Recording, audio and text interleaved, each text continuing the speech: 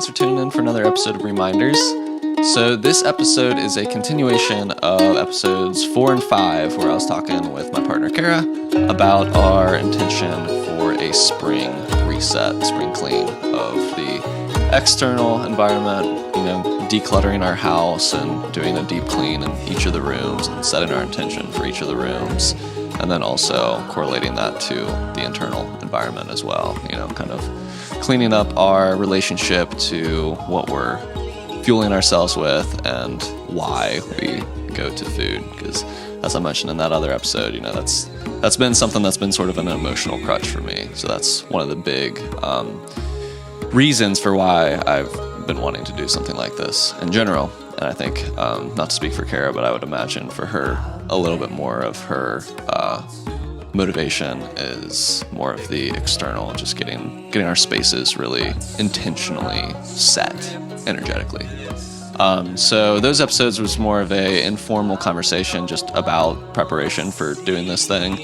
This one is more focused on specifically the focuses that we want to break down and put our energy into specifically, socially, environmentally. We get into it in the episode, so I won't break it down here. One thing that we did forget to mention that I'll just go ahead and put in the intro here is the way that we're going to break down attending to the house. So I'm going to start with the top room of the house, the podcast lounge and studio up there, which has the attic space. And anyway, so just kind of working our way through each room and just really dedicating energy and kind of correlating that to different aspects of ourselves. Like what part of me am I going to be exercising or embodying in this room, and sort of like correlating our shadow work to those types of aspects that are kind of relevant to each room that we're focusing on cleaning and decluttering. So that was one thing that we did forget to mention. So just wanted to throw that out there. So that pretty much covers it. But if you have ever done a cleanse or detox or have done any spring cleaning, that you have some word to the wise that you would like to share, just want to share about your experiences at all, definitely would love to hear it. Feel free to throw your thoughts down in the comments below on YouTube. I also just created a Discord server last week. So if you're unfamiliar with what that is, it's essentially like a forum server for a private group. I mean, this is a public group, but yeah, just kind of a microcosm of social media, sort of a more intentional space in the online realm. And it's in its infancy stage, so I definitely would love to have some like-minded, conscious individuals in there helping to build up some energy and just sharing some inspiration, sharing your art, sharing your thoughts, whatever. So I'll go deeper into detail on my intentions of Discord at a later time, but just throwing that out there. So would love to connect with you in any way, shape, or form. So appreciate you listening and tuning in. You want to kick it off? Yeah.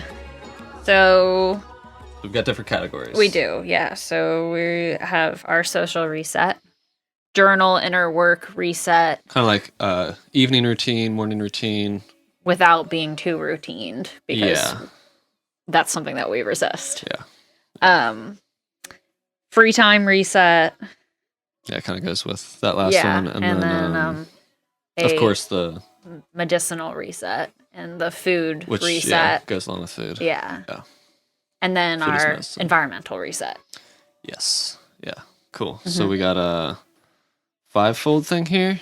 Was that 5 categories? Who cares? There's numbers. Like 4 categories with a couple subcategories. Okay. Yeah. Cool. That's nice, stable approach. Cool. Stable like a table. Yeah. Yeah. Okay. 4 through the door. No, it rhymed, but it made no sense. Oh well. Rhymes are divine. Yeah, they don't even have to make sense as long as it rhymes. Exactly. That's not what we're going for. All right. Okay, so for a social reset, we are looking at spending more time connecting IRL. With our friends and our family and our loved ones and our neighbors, more one-on-one. In real life. With our voices. Less with our faces. On social media, yeah. More time. Right. Setting boundaries with our social media. Yeah. Yeah. So what that's going to look like, I think for me doing like a goal of once a week calling someone on the phone, or or it could be through social media, voice memos and stuff like that. But like actually using my voice, Right. I think that's important. I think a lot of communication gets. I have a tendency to say perverted. a lot of communication gets perverted when you take out you're in the equation.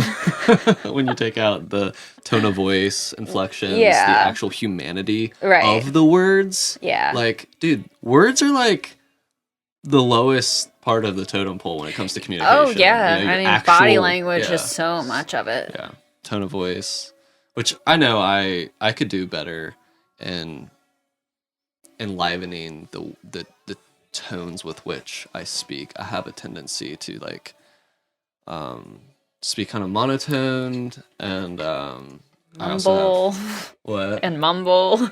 yeah, and then on the flip side, I also have the tendency to like speak a little bit more harsh than I actually mean to.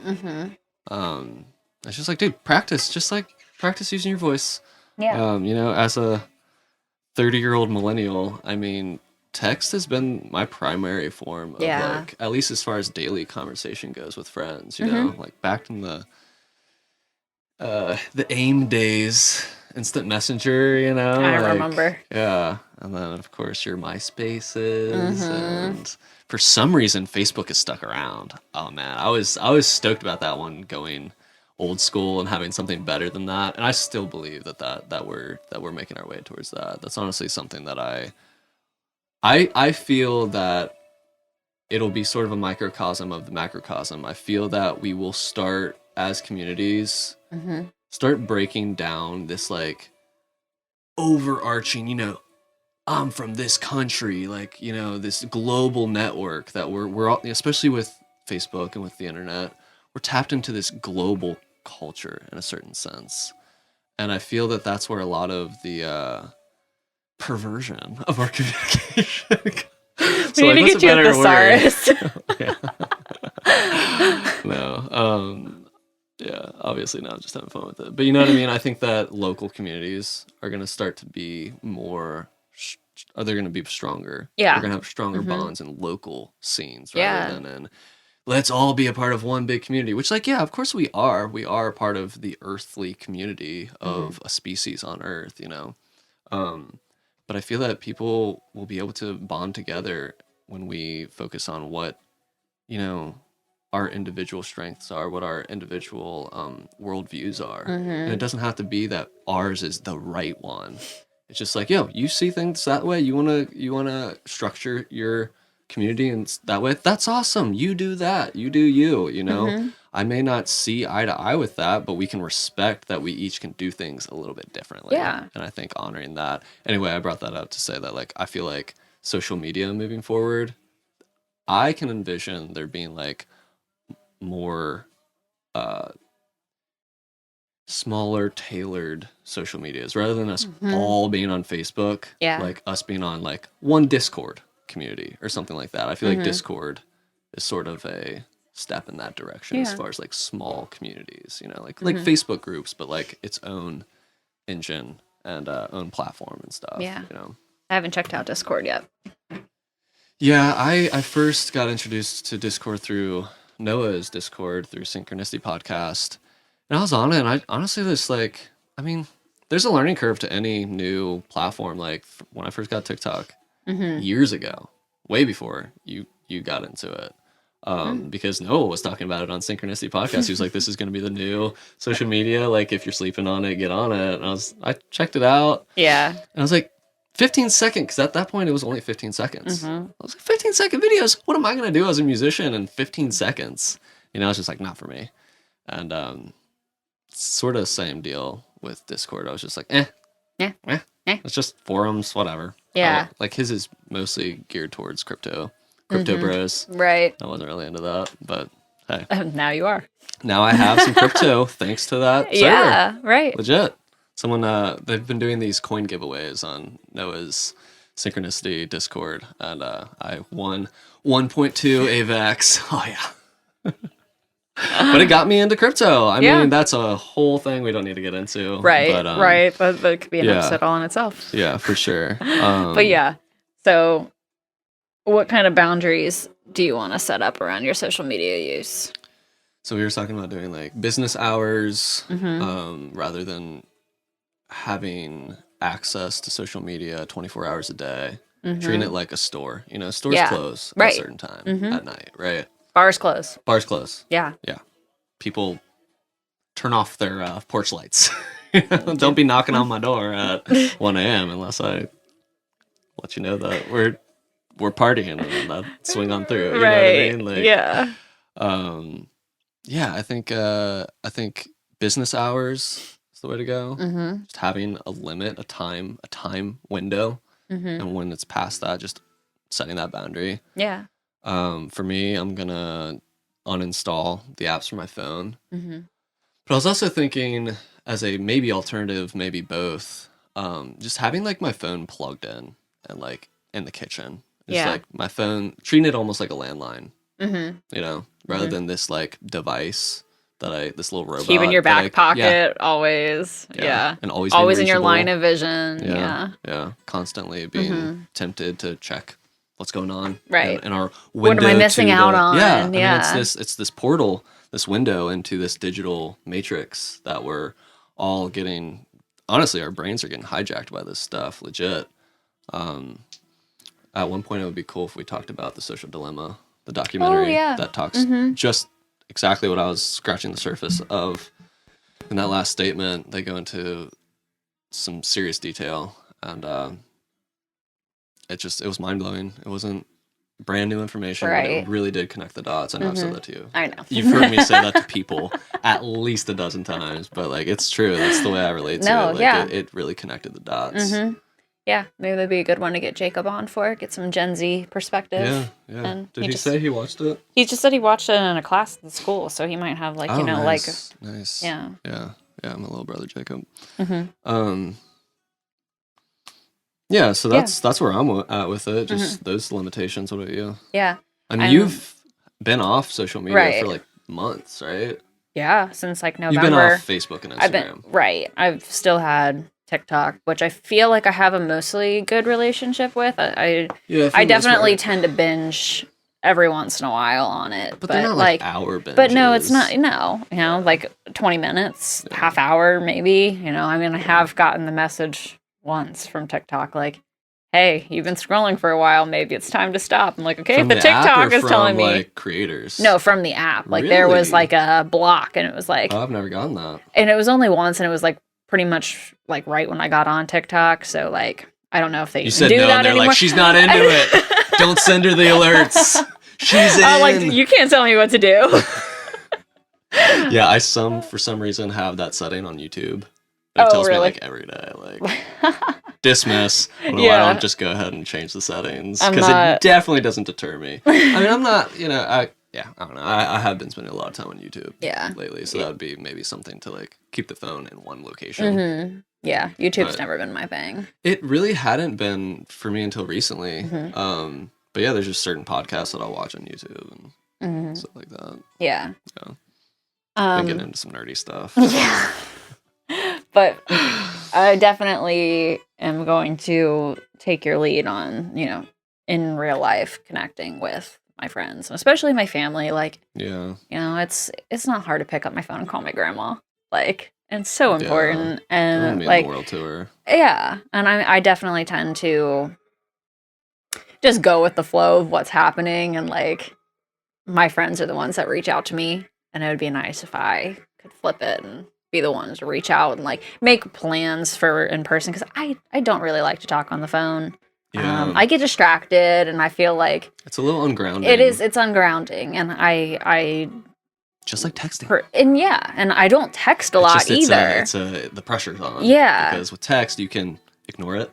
Right. Like a lot of people have the tendency to do. Yeah. You know, when you're on the phone with someone. Yeah. You gotta perform. Right. You know, but it is still a little bit ungrounded in that like you're just hearing or seeing someone's thoughts. Yeah. You're not seeing their body language. You're not inhabiting physical energy and space with them. Yeah. You know, that's a huge part of communication. It is. Yeah. Did we talk about that on the last episode? I don't remember. It was this idea that I can't remember where it came from, Oh, it was just like an insight I had when you and I were having some like intense conversations a few weeks, maybe a month or two ago. Mm-hmm. Um, it was that night that we were like talking till like 4 a.m. or whatever, and I was talking about how I was thinking about how communication happens on subtle levels. Yeah.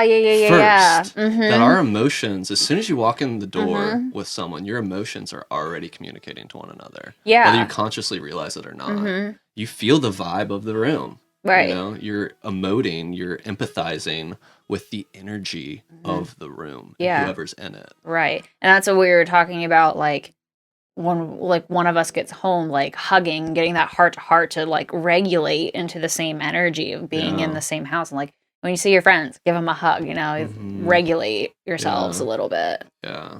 Yeah. Yeah. If your friends like to hug.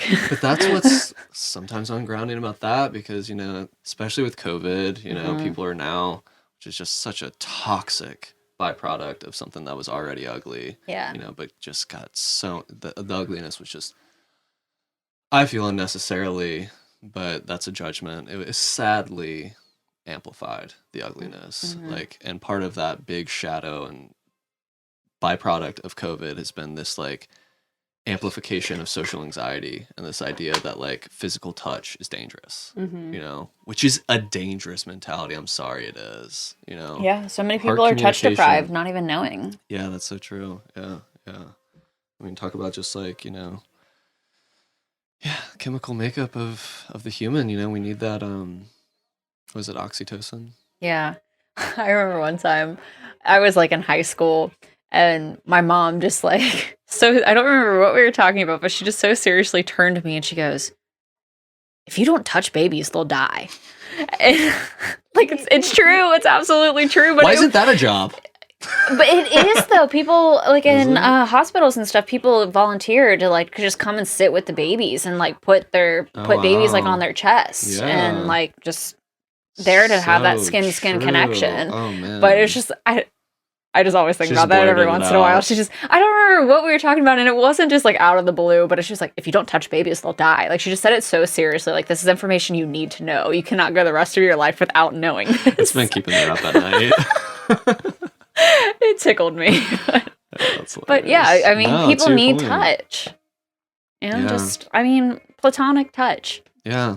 I mean, I Mhm. love that example though, because that brings it home, you know, like when we first arrived on this planet Mhm. outside of our mother, you know, like we immediately need that reassurance from the universe, you know, that embrace. Yeah. You think we don't need that as Right. grown babies? Mm-hmm. You know? Yeah, we Like, go from this little tiny sack to like out in this world. The world just keeps getting bigger. yeah, but also getting smaller as Yeah. we maybe shift our identity of how we relate to what we're here in. I recorded another podcast this morning for the full moon. I was sort of talking about that, you know, just the non-duality perspective of just like, you know, we aren't separate from the game, from the universe, from the earth, you know. And I was sort of like kind of given a little bit of a reframe on what we had briefly talked about of like playing the game. Yeah. Because I had listened to this podcast that just sort of like reminded me that like, you know, just that idea of playing the game is sort of egoic. It's this idea that like, you know, we need to improve the self, the ego. And that's essentially what we're doing with this reset. Yeah. So I feel like juggling that and keeping that in balance and keeping ourselves in a free-flowing, fun and fulfilling energy. Yeah. Not doing this out of desperation or clinginess or, you know, Obligation. Yeah. or sense of if we don't do this, we're going to be lesser people because of it. Like, Right. like we're trying to save ourselves right now. Like, no, we're just recognizing that like ego or not, you know, aware of awareness or not, we're in this experience. We are experiencing. So like, is it enough just to be that, you know, all experiences go? Is it enough to just be zen with that? That's up to you, ultimately. But I think what we're trying to do is keep, you know, one hand on the reins of, yes, let's identify with a greater awareness. Let's identify with the isness of the moment. Let's remember that we are the moment. Yeah. And that our egos are temporary aspects of the moment. But also, but we do have some say in how we co-create in this moment as these individuated consciousnesses, you know? Right. So it's like, you know, just that balance, that tug of war between the ego. Because if we go too into this, then we're going to be distracted into this, I need to make my ego the best ego that there's ever been, you know? But if I go too far in the other way, which is what I have done in the past, then I'm not playing my part in a way that's actually fulfilling or fun. If I'm too in the anything goes, everything's okay already, you know? The moment is, I don't need to do anything to make the moment valid or you get where I'm going. I get it. Yeah. So, and when you're playing your highest self role, like the moment is perfect, you know? Yeah, and like what would your highest expression of that perfection be? Right. Yeah. Being in that highest timeline, you know, or that ideal timeline, that highest self, that deepest self, the most true version of the illusion, you know, the most authentic ego, one that is individuated, but also there's almost a transparency as well, you know? Yeah. Like you know when you're in the presence of someone that is in presence rather than in ego. And our default is absolutely ego, of course, you know? So anyway, yeah, I mean, just to summarize, I just mean, you know, literally just being aware of that greater awareness while also trying to clear out space for the ego to do its thing in a fun and fulfilling way. Yes.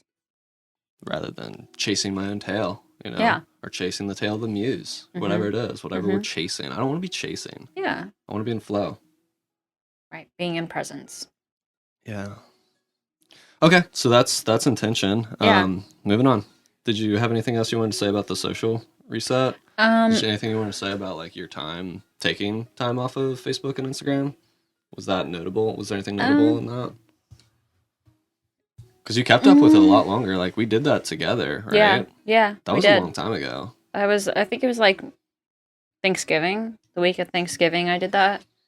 I didn't feel like. I mean, I'm not gonna say that I didn't feel like I was missing anything, but I don't feel like I was missing anything important. Like, I mean, there's some part of me that feels like I'm like not keeping up with my friends, or like I don't know what's going on, and like there's Facebook is a big mode of sharing events and things, so I definitely felt like I was a little bit out of the know of like what's going on in the city, are there any shows happening, stuff like that. But I mean, I kept Messenger, and like we have that group chat with our, you know, group of friends, so I know what's happening in that. Yeah. It probably helps that I was also still. And yeah, you had a little bit of a grasp on what's going on. Obviously, I would let you know if there's anything that really came up. Right. Yeah. And hopefully, if there was something that really came up, like a friend would reach out or something. Yeah. But that's the thing, is that there's an assumption that we're on Facebook. Right. Even the people that are on Facebook, you invite them to an event or something, you just assume that like they saw it. Right. You assume that they're even spending time on Facebook. Yeah. You know, maybe they have an account, but they're not actually active. Right. Which I kind of hope that more people aren't, right. you know, using it so much. But I mean, that's definitely motivation to like I said, reach out to people and make plans to see them, and not just like assume that you're going to run into somebody at some point at a mutual friends get together or at an event out in the city kind of thing. Yeah, totally. But that is a way that social media has its hooks in us. Yeah. It's that idea that we have to stay afloat to the events and even Messenger. Yeah. You know, just as like basically the new meta text message, you know. But anyway, right, because I mean, I don't have all my friends' numbers. Yeah, we were talking about that the other day. Yeah, you were talking about that. But yeah, I think that pretty much, you know, I think for me, like, maybe making a list of, like, people that I mean, there's certain people that I've lost connection with, for real, that I would like to reconnect with, and that's been on my list, and I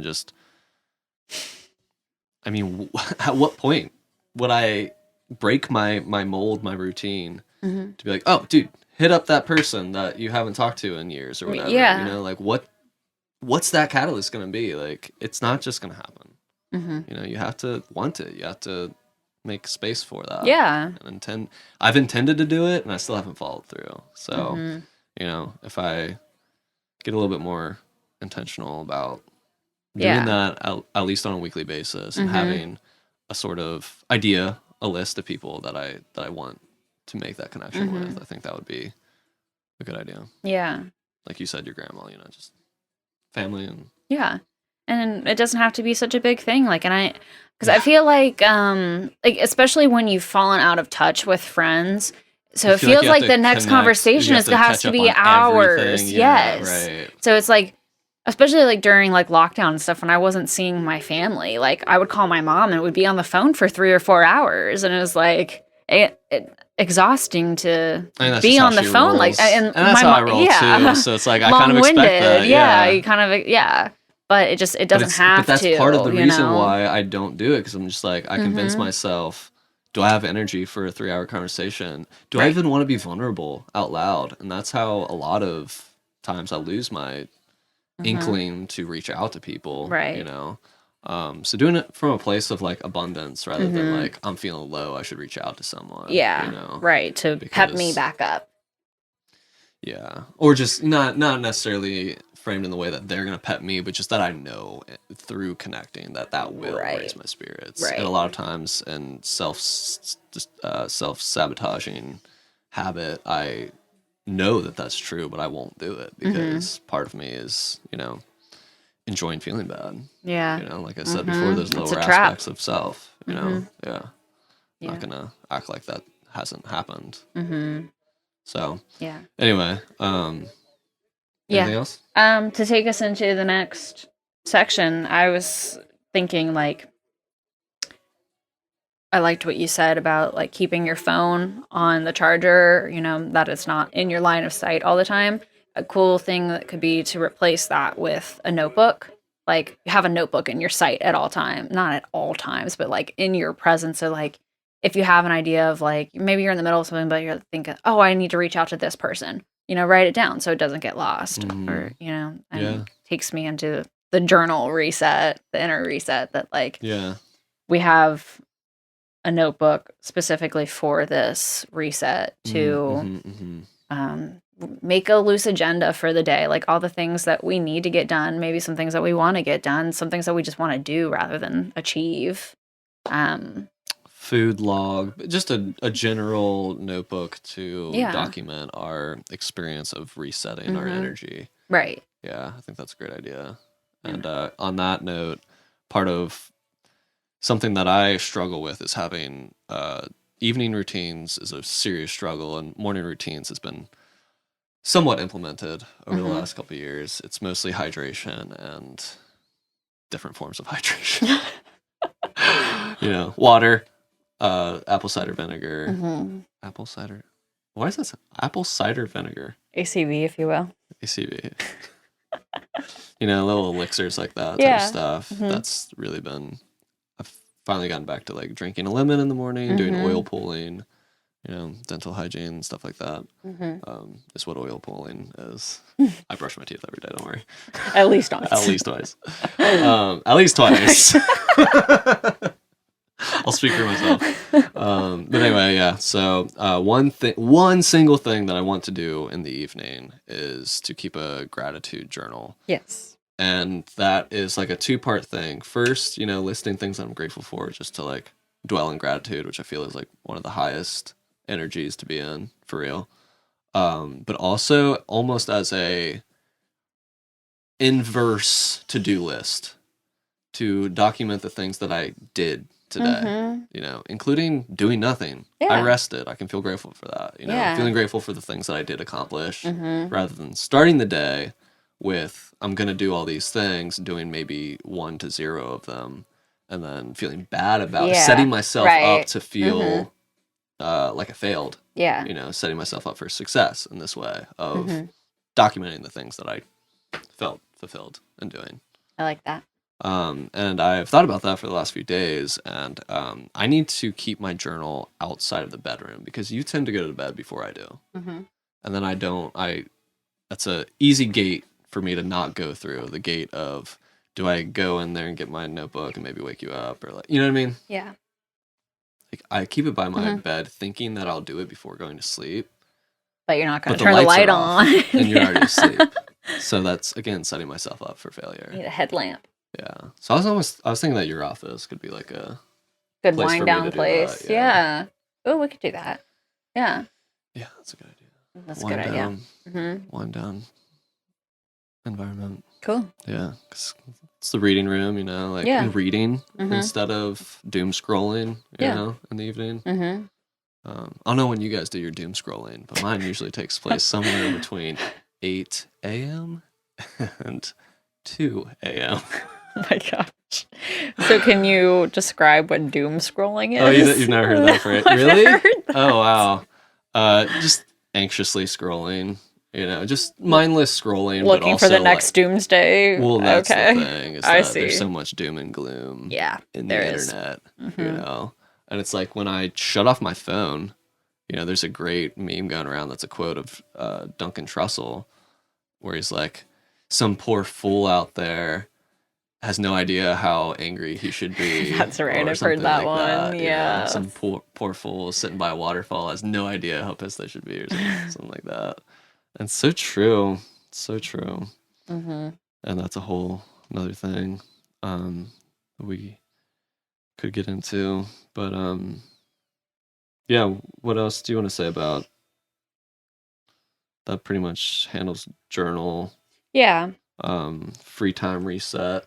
Yeah. And just being more conscious about the things that I like to do. Like we brought up on the last conversation,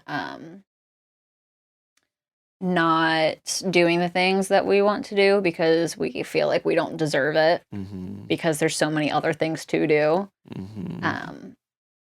So just, being more conscious about the things that I want to do. Like the weather's getting nicer. I want to spend more time outside. I like to get all the vitamin D that I possibly can and walk, hike, jog, You name it, yeah. garden, get out and put my hands in the dirt. Yeah. Got plenty that we could do. Yeah. And that can be fun. Yeah, right. When we don't treat it as a chore. Yeah. Um, It's something that I want to do. yeah. I want to do it. Mm-hmm. Yeah, just even today, I did a quick jog around a trail, and it was a pretty gloomy day, but like Yeah. moving my body, I was quickly warm. Yeah. Maybe too warm Mhm. for a second. Got my heartbeat, elevated, and Mm-hmm. that cardio, I think cardio Yeah. 5 days a week is something to shoot for Yeah. real. Sure. And it doesn't have to be, this huge endeavor. No. It can be 15 minutes of mindfulness, 15-minute Maybe meditation. 5 minutes if that's all you have. I that's mean, all we you could have, do yeah. anything for 5 minutes. Yeah. Yeah. So bottom line, this is a customize your own trip type of endeavor that we're getting into, and Yeah. resetting the energy. Like, again, taking out the obligation factor, the should factor. Yeah. And just what do you want to do? On the topic of how we spend our free time, for me, I think that's and this was true for the dietary aspect of it too. It's basically just swapping my ratios, instead of eating primarily carbs and protein. Dates. Yeah, carbs, sweets, fruit, dried fruit. I could eat more. I know Dates aren't dried. Dates aren't dried. Anyway, swapping ratios in the sense of what does my plate look like throughout the day? My daily plate. Is it mostly carbs and a little bit of greens? How about switch that ratio? A lot of greens, and less of the other stuff. Yeah. Just more balance. And when that comes to free time, am I doing yoga once a month and playing video games daily? Why don't you swap that ratio? And we talked about playing games and watching stuff during the lockdown last time. And it's just kind of an ironic thing because I played video games as a kid. Yeah. And then I made a conscious decision in high school. I was I tell this story sometimes, so I guess I'll tell it. There was one time in World of Warcraft. This is like one of the first, at least one of the most popular MMOs. I don't even know what that stands for, but it's, you know, the online play RPGs with your friends online type of game. World of Warcraft. Sure, you've heard of it. So it's this huge world, and you could fly from one city to the next, and it would fly there in real time. You know, so it would take like 30 seconds to a minute and a half to get to the next city or whatever. And I would have my guitar at my computer with like some tab paper, like staff paper, like try to write a little bit of a riff during that travel time. And I was just like, bro, what are you doing here? Like, you need to make a decision. Are you a composer, musician, songwriter, or are you a gamer? I was like, easy choice, you know? And I felt good about like not having a PlayStation 3 or any game system. After that, in my 20s, you know, pretty much throughout my whole 20s, like I didn't really play games unless I was You playing didn't it have a quick. TV until I came along. Yeah, I mean, with a laptop, you don't really need one, but yeah. Sure. Yeah, no, you're right. And so, like, yeah, we indulged and got a PlayStation 4, like, right before the lockdown. Yeah. And it was crazy. Like, I mean, anyway, I don't know if there was a point to that story or not, but I guess it's just, you know, it's another thing to just kind of veg out with. And, you know, I'm not playing, like, a ton of games or whatever, but it has become something that's just easy to do that instead. Yeah. And that's like a perfect example of that room, the first room when you walk into the house. Yeah. You know, we intended when we bought this house for that to be like basically yoga studio vibes. Yeah. And it has slowly turned into, you know, a typical living room, Right. you know, or family room or whatever you call those. You know, we don't have a TV, but we have a projector, and the projector's on like almost every day. Yeah. You know, so I think resetting that space so that it feels more inviting to just like rest and reactivate yoga. Yeah. You know, rather than place to kick it and Yeah. not do those things. Right. Avoid doing those things. I just want to make the point that like vegging out, I feel like I know you're not, but I just want to like say I think that it has its time and its place. Like you said, flipping the proportions, because like I do feel like turning off your brain and like there is healthy distraction, and that's a good way to relax. Yeah. But it doesn't need to be every single day for hours, you know? Yeah, I mean, you could make the claim that meditation is turning off your brain. Yeah. You know, just doing it in a mindful way. It's not a distraction, it's a practice. Yeah. You know? So it's like, I don't know.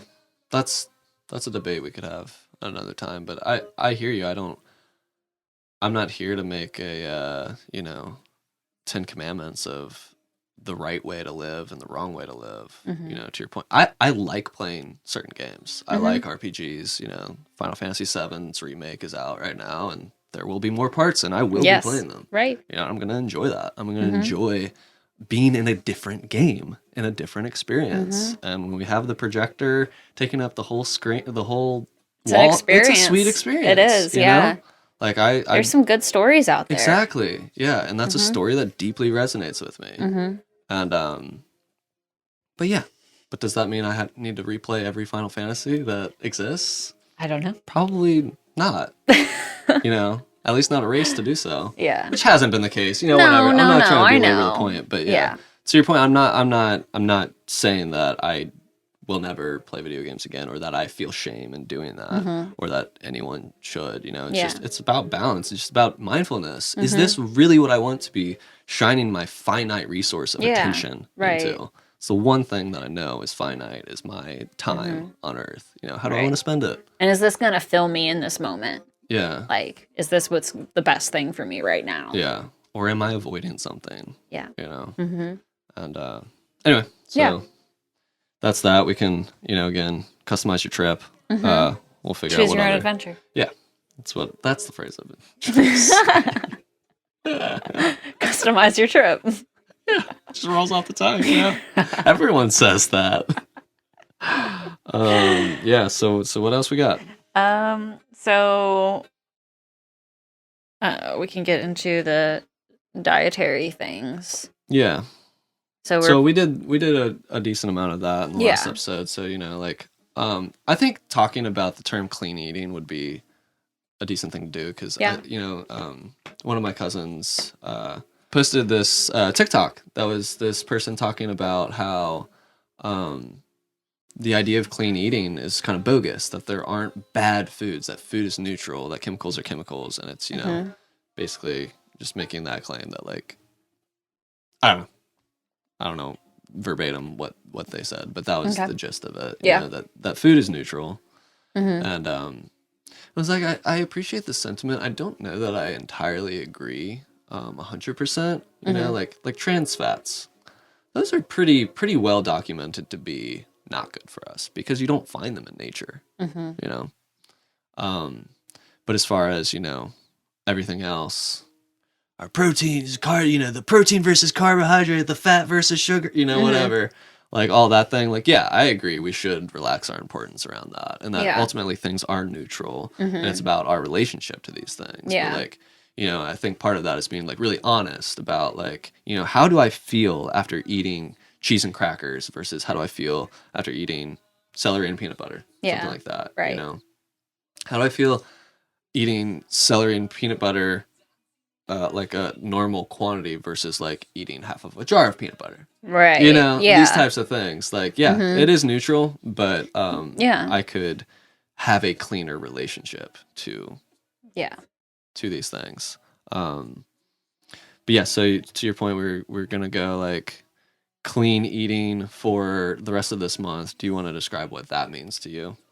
Yeah. To me that means like whole foods. Yeah. You know, like and meaning foods that come from the earth. Yeah. And plant-based, state, more or less. More or less plant-based. I like cheese. So do you feel like cheese is a clean food for this particular reset? For this particular reset, I think that I would benefit from taking some time away from cheese and seeing how I feel without it. Just as an experiment or why? Just because it's something that I've built up an emotional relationship with. I love cheese. I want to eat cheese on everything. And I don't know that I physically feel bad after eating cheese, but when I want to lower my importance around food, I feel like cheese is a big part of that. You know, that I have to have cheese with every meal. Like, I probably don't, you know? Yeah. But I do kind of feel like it is a main protein source. So finding ways to replace that with other protein. Yeah. Yeah, I agree. But my ideal life going forward is going to include cheese. Like, that's not something that I'm leaving behind. Are you trying to implement different ratios of consumption? Or, yeah, like I don't need to have cheese at every meal, and I don't need to fantasize about cheese when I'm not eating cheese. What now? Just thinking about what my next mode of cheese is going to be. Am I going to eat pizza? Am I going to eat cheese on a sandwich? Am I going to, what am I going to eat cheese with? Wow. Yeah, word. Okay. That's definitely something to experiment with. Yeah. You know? So stretching your emotional attachment to that. Like, how much better is it going to taste? Like, if I'm not eating it all the time, if it's truly like a treat. Yeah. My thing with cheese is, and dairy in general, is sort of along the vegan perspective while not being absolute about it. I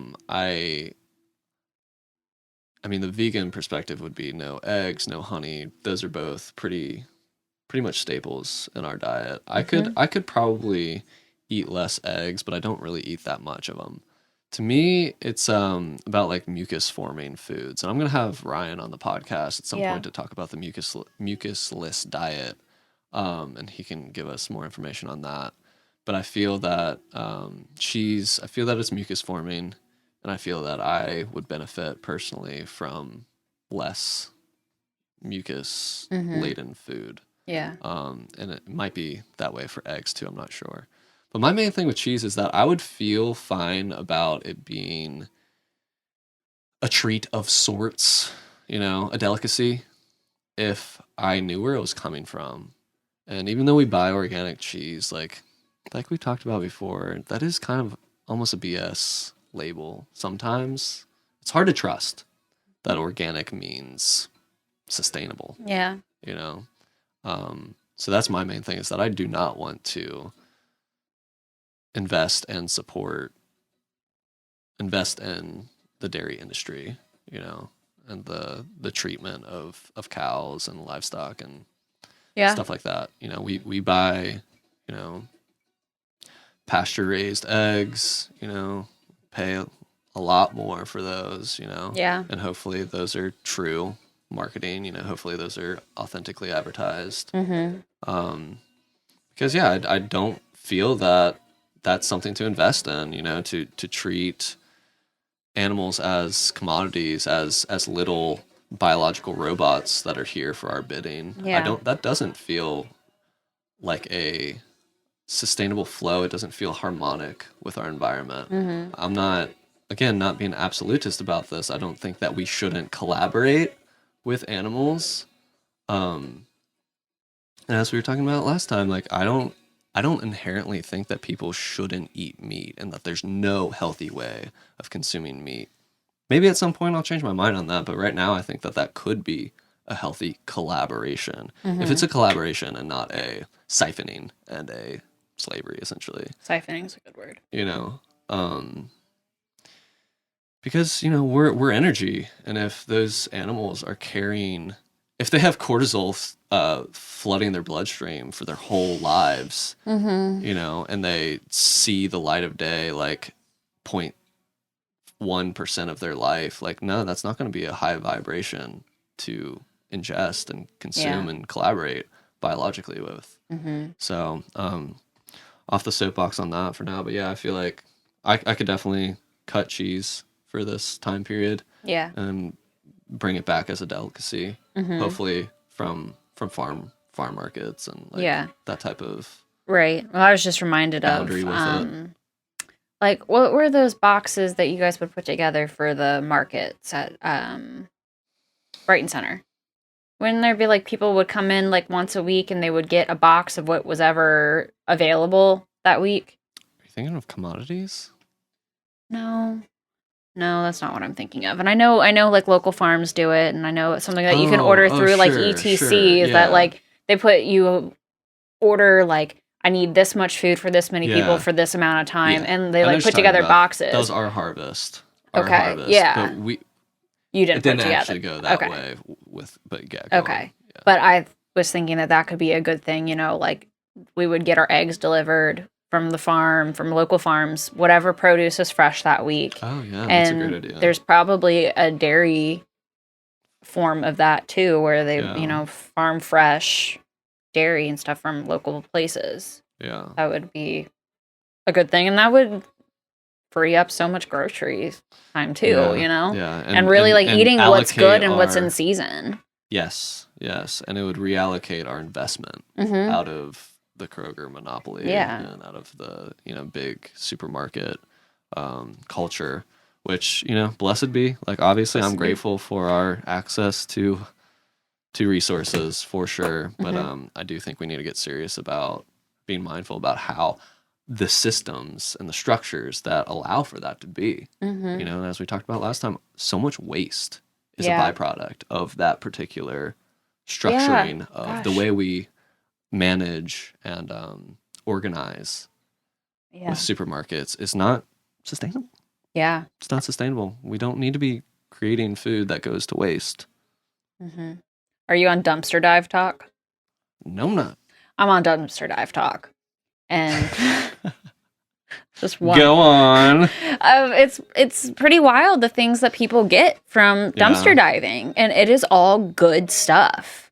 Like there's this one person's account where they live in some sort of intentional community, and they go to grocery stores after they close get in their dumpsters and they pull out all this good food that they take home and they wash it all and prepare it for whatever they need it for. Like they'll go ahead and like boil up the potatoes or something, you know, freeze them, that kind of thing. It's just like it's like hundreds of pounds worth of food is just thrown away. Yeah, I mean, and like this woman went to, I think it was like a CVS or a Walgreens or something, and she went through their garbage and pulled out all kinds of like, I mean, it was like candy and stuff, but like even like Christmas presents, like since it had Christmas packaging, all the expiration dates and everything were fine, but it was just that it had the wrong packaging, so they just threw it all in the trash. And it's easier than dealing with it. Yeah, than putting it on sale or something, or like even donating it. It's like right. That's what I'm mind-boggling. Mm-hmm. But yeah, not to. No, that's it's interesting the different mentalities. Right. Yeah. Anyway, shadow of capitalism. Yeah. There, I said it. It is a shadow of capitalism. We can have a market. We can have a free exchange of collaborations and of creations without it being the way that it is. Yeah. And we're gonna figure it out. We're figuring it out. You know, this is part of evolution. We're not the cream of the crop the way we think we are. We're not the top of the food chain. We're not technically gods among dumb animals, you know. No, not like that. Top of the But technically we are at the top of the food chain. Saying. Metaphorically. But only because we have symbolically weapons. Speaking, I don't know. Yeah. I think, you know, there could be something that comes around and gives us a good cosmic spanking. Yeah. Anyway, moving on. Yeah. So timeline. Are we talking timeline? Timeline. Oh, time frame. Time frame. Yeah. I mean, we don't really need to talk about that. No, we don't need to get into the nitty gritty on all that. Yeah. But we were talking about. Okay, well, let's continue with the dietary stuff. So okay. Yeah. For the rest of this month, we're gonna be clean eating, getting rid of our cheese and the stuff that we have in the house. Only thing in the house that we're right. I mean, we have bags of sugar in the thing for baking and stuff. I don't think. I mean, I have coconut sugar. Issue. Yeah, whatever. Anyway. I'm saying I don't think that's an issue. Yeah. But getting rid of that, and we were gonna do some fasting. Yes. So, regular fast. Yeah. So I'm already. You probably more or less are the same. I already wait like at least 12 hours. I think maybe doing like 15 hours. Yeah. Maybe 3 to 4 days a week, and then 1 or 2 days a week we could do a 24-hour fast. If we want to build up to longer, we could. I think at some point, especially after I talk to Ryan, I have a feeling I will be a little bit more inspired to do a longer term fast, maybe like a week. Ooh, wow. Or something like that. That's ambitious. He's done. I mean, people have done month-long. Yeah. Months of fasting and gotten really energetic states, and we'll get into that when I talk to Ryan, the reasoning behind that and stuff. But so again, create your own adventure, but I think some 24-hour fast would definitely be good for us. And then when you get back from vacation, we'll do 3 days of a bone broth fast, and then after that, what's up? So after that, it's really like putting into practice our lifestyle that we want to live going forward. Certain things we want to implement, just like bringing in turmeric. Yeah, into just the daily diet, regular things. Making elixirs with that. What was that one? Spirulina. That type of thing. We need to go re-up on our herbs and stuff. And yeah. Oh, and then that brings me to the other thing is, want to invoke some fungi allegiance in this as well. Lion's mane. We were talking microdosing psilocybin. Lion's mane there's a lot of attention going into that as far as it stimulating neuroplasticity. So using those as medicine to help invigorate our motivation to change our habits. Lion's mane could be crucial in that, psilocybin as well. Yeah. If you have not seen the movie Fantastic Fungi, it's like Life-changing. Yeah, one of my like top 5 movies for sure. Probably my favorite documentary at this point in Yeah. my life. It just, again, it wasn't necessarily all new information, but there was a lot There of wa- new yeah. information. 'Cause Oh, yeah. we're not necessarily scientific-minded people. Learned a lot about mycelium network. Learned a lot about how fungi is a part of the communication system between plants. Yeah. The way that tree roots, for instance, communicate through each other via mycelium networks. Mycelium is almost like the biological internet. And so mushrooms are the fruiting body of the mycelium. And so there's many different branches, just like different websites on the internet or whatever. But Yeah. like that interweb, it's crazy how parallel it sort of seems to be reflected in mycelium network throughout the earth. Right. And just really mind-blowing, really inspiring stuff. And it's just also visually Yeah. It's intensely beautiful. Yeah. It's Yeah. it go above and beyond. Mhm. And I also just found a cookbook from the Fantastic Fungi community at the library, so I'm really excited to dive through that too. I mean, there's so much wild foraged recipes in that book, and it's all from people that are connected through that film. So that's really exciting. Cool. Yeah. I mean, we can totally tie that in with, like hikes, like finding mushrooms around here. Yeah. Yeah. There's probably stuff growing in our backyard that we don't even know. Oh yeah. You know? Absolutely. Yeah, identifying that type of thing would be a fun endeavor that we Have barely- started. we Yeah. scratched the surface But of it a couple years ago. We have foraged chicken of the woods, which is a bright orange mushroom that you can find in late summer, early fall. pretty readily in the Yeah. Cincinnati area. And it's super easy to Hen of the identify Woods. too. Yeah. It's like there's no lookalikes. there is, but it's not that close of a lookalike. Right. But there are the jack-o'-lantern. or But whatever it's they called. look completely different. They just they're both orange. happen to be orange. Yeah. Yeah. So to a completely untrained eye, like if you're just looking for an orange mushroom, like they are technically look like you'll see them labeled as lookalikes if you look it up. But like, Yeah. to But your when you point, look at 2 pictures of them, they're completely different. there are other lookalikes for other species that Right. are way closer and harder to tell. These ones are pretty easy to tell. Yeah. So it's like pretty easy level foraging. Hen of the Woods is another one that we could find in Cincinnati that I always kind of keep an eye out for when I go to Stanberry. Oysters too. Oysters, really? I think so. Okay. I feel like that was Yeah. one. So I think Steven told us about that one. I don't know if they're indigenous to this area. I'm not sure. We thought we found a bunch. That Yeah, one time, they but weren't. They weren't. They were lookalikes.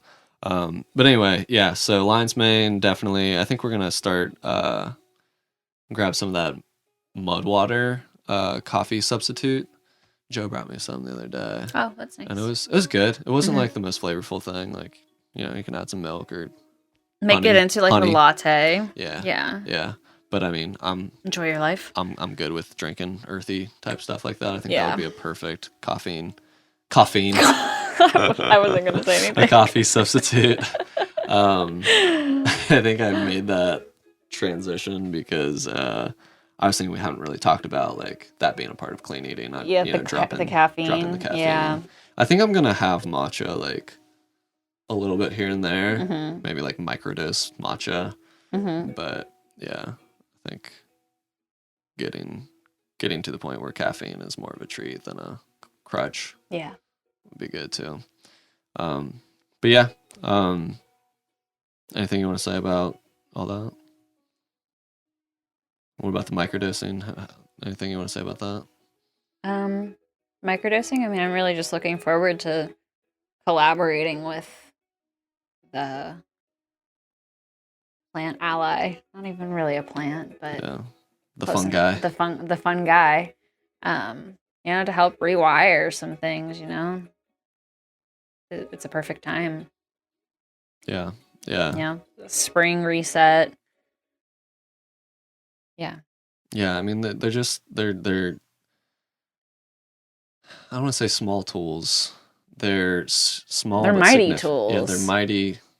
They're mighty tools taken at medicinal doses. Yes. So microdosing anything, you're barely if at all, if you notice Mhm. it at all, it's almost in hindsight that like, oh yeah, I guess it did like sort of allow my day to be a little bit more flowy. Yeah. But it's not psychedelic dosing. Yeah. It's And medicinal dosing. Not that tons of psychedelic dosing research isn't now, medicinal, yeah. by the way. Yeah. But right. this is Truly medicinal, that Yeah. you're not gonna feel weird going out into the world and interacting at a normal level. Yeah. But I mean, yeah, there's tons of research. If you're interested, please do some research. If you're not familiar with psilocybin, Fantastic Fungi Yeah. is a great introduction to Paul that. Stamets, like he's a big player in the film.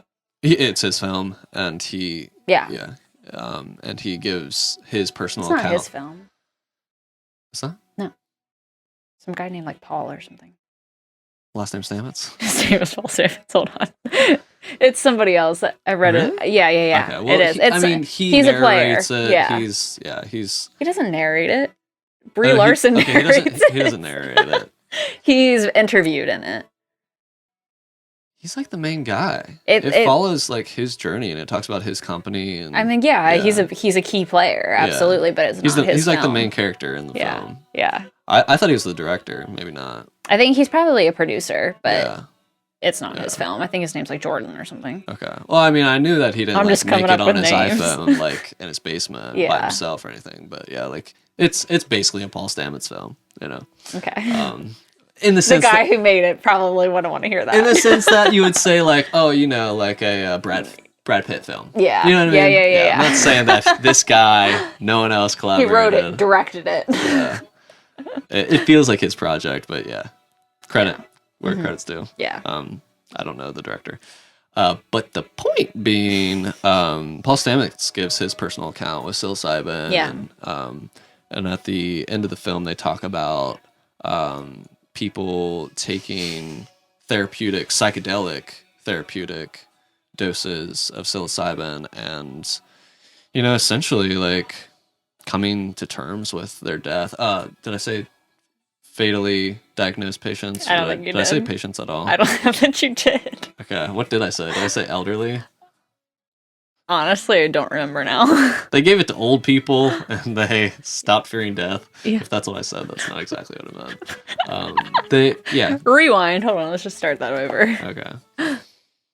And near the end of the film, they give psychedelic therapeutic doses to patients with fatally Terminally ill people. Yeah. Yes. Mhm. Yes. And their accounts of like essentially coming to terms with their situation and coming to terms with death, and that's certainly been my experience as well. I was just talking to someone about this earlier this week, and I'm not gonna give details. I'm not gonna go off about it right now, but it's true. I would be in a much darker space, especially the state of the world, if I had never experienced psychedelic mushrooms. And I've said it before, and I'll continue to say it again. And I'm not necessarily saying that everyone should make that a part of their life, but I think that it is safe for everyone to make it a part of their life. Yeah. And it definitely is verified time and time again as being one of the most non-toxic drugs, that exists. Yeah. I mean, it's a teacher. I mean, it totally resonates with me that psilocybin is the reason that we are the way that we are now, that we've evolved to be. I mean, we've co-evolved. These conscious for sure. humans. Yeah. I mean, I don't know, but it would almost be insane and astronomically, like statistically, the odds of it not having any influence on our evolution, pretty low. But anyway, So you want to watch Fantastic Fungi tonight? maybe soon. I like it. Yeah, it's a great movie. So yeah, the intention of that is just a little assistance and a little boost, a little collaboration. Yeah. To help instill habits, to help connectivity Mhm. of the brain. That's one of the things that many psychedelics do Mhm. is they allow the two halves, the right brain and the left brain, to communicate with one another Yeah. in a whole brained experience, much in the way that meditation and yoga have been measured to do so as well. When people do, what's that brain scan called? Like MRI? maybe CAT scan? one of those. What's the one where they plug up the things and they can like see a visual Oh, I have no representation of idea. like your brain signals and stuff like that? Well, they do Brain that scan. to brain scan. Just scan it. I don't know. I don't know. Science. Yeah. Well, when they do that to people meditating, it's a similar thing to when they get monks who are, you know, very adept at Getting into that meditative space. getting into the flow state and stuff like that. That's the same type of deal. You're full, whole brained connectivity, and so even on a microscopic level of, you know, collaborating with psilocybin, it's sort of allowing that that reset. You know, our days are so often mirrors of yesterday. You know, we've got this groove, we got this routine, we've got this habit that becomes a personality, right? And so this just allows a little bit of a refresh, you know, just refresh the screen, just reset the brain a little bit. And obviously at, you know, microdoses, it's not a obtuse, you know, explicit reset of an experience, but it's an encouragement in those directions. So It's a tool. yeah, it's medicine. Anything else? Enough said. I think that's enough said. Yeah. Cool. So yeah, spring clean, spring reset. Spring reset. Yeah. Game plan. All right, cool. All right, if you guys are doing any sort of reset out there, would love to hear about it. Let us know what's worked for you in the past or what you're getting into this spring. Let's clean it up. Yeah. Let's get this movement moving.